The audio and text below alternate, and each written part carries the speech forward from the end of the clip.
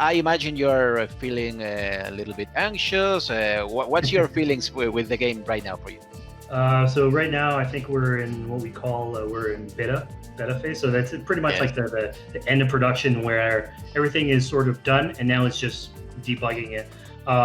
So yeah, there's anxiety in the sense of as a director, we're not allowed to touch it anymore. We can't tell people this, do this, do that. We can only tell them, hey, this is broken.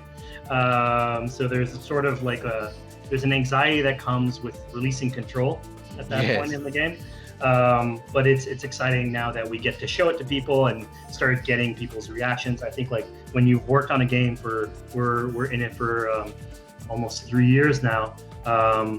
You become very familiar with it, and it's sort of hard to take your mind out of it. And so getting people to look at it and giving you feedback and having them react is awesome. I think right now, I'm very hardcore into like review mode. So I'm playing the game all the time. I see its potential. My greatest hope, my greatest expectations are that people, when they get the game, enjoy it. They have as much fun playing it as we had making it. My personal hope is that I'll have people like my nephew or young gamers that play these games and become curious about, let's say, the Viking era, about just the time period, the people who lived in there, and then that sort of triggers their own curiosity to do research, make their own game in there, make movies. Like if we can trigger people's curiosity and creativity, I feel like as developers, as creators, we've done a good part of the job.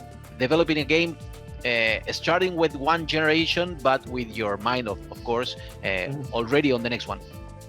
I mean, it's always been a challenge, right? Every console generation sort of jump is you need to adapt the way that you make these games. I think for us, the biggest jump was going from the PS2 and Xbox One generation. So back then I was making Prince of Persia games. And then going on to Assassin's Creed 1, where we were supposed to make like a next gen Prince of Persia, and it became Assassin's Creed 1. And when we started, we didn't know what the technology was. We didn't know exactly what the new consoles were going to be. So we just dreamed, right? You just put all your ambitions out there and you start making a game, and then you have programmers telling you, oh, by the way, these are the specs. You can't do all of this. You can do that. So like as designers, we always have these great expectations. The technology sort of guides us in what we can and what we can't do. As time goes on, technology tells us less what we can't do. It's way more what we can do. Initially, all games sort of were leaning in the same direction. Everything needed to be the same. But we could see that, no, there's niches in every, like movies, everybody has a genre that they prefer. Some people like comedy, some people like horror, some people like crime or detective movies. And so we could do that obviously with games, and we've done it. Like some games are more serious, some games are more comedic. But there's also playstyle, right? Like playstyle is another art form that movies don't have, but like that's the core of games, is you can be an actor of your environment. And so like personally, I'm a player who likes single player games. My nephew is a player who likes multiplayer games, and we can both share our experiences. I don't think that every game should be both of those things at the same time.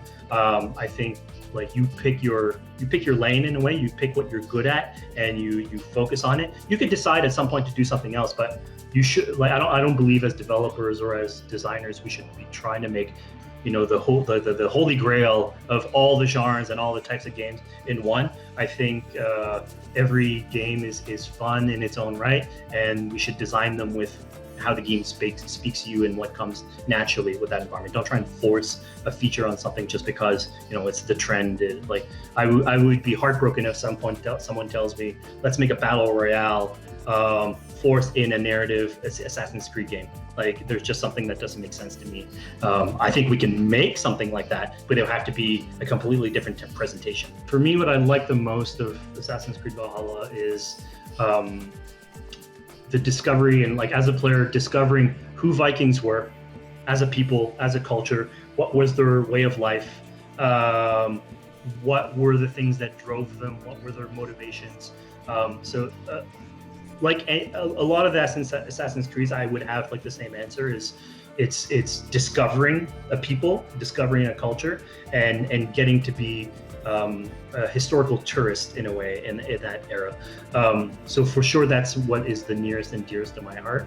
And then I get to be a Viking. So like I didn't groom this for any reason. Like I think at heart I would like to have been a Viking. So I get to finally live that dream. Your beard is previous? No, yes, the beard is. I've had this since I was 18 years old, and Okay. it's why I chose to be on this game. I had to make the game. It was mandatory for you, yes. Exactly.